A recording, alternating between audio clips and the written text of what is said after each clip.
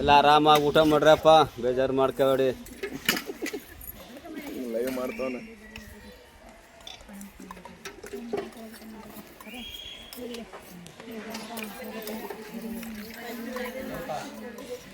ಊರುಗಳ ಸ್ವಲ್ಪ ಹಿಡಿದು ಬಿಡಮ್ಮ.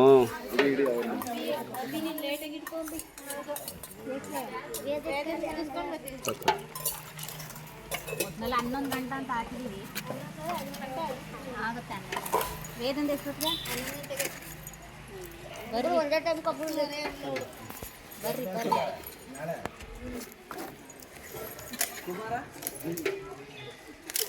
ಕುಮಾರಣ್ಣ ಮಧ್ಯಾಹ್ನ 3 ಗಂಟೆ ಎಲ್ಲ ಅತ್ತಾಗೆ ಮುಟ್ಬಿಟ್ಟಾರೆ. ಅಂಬಿಕಾ ಬೇಕು ಅಂದ್ರೆ ತ್ರಿಪುರ ಸುಂದರಿ ನೋಡ್ಬೇಕಂದ್ರೆ ನೀವು ಬರ್ಬೇಕಷ್ಟೇ.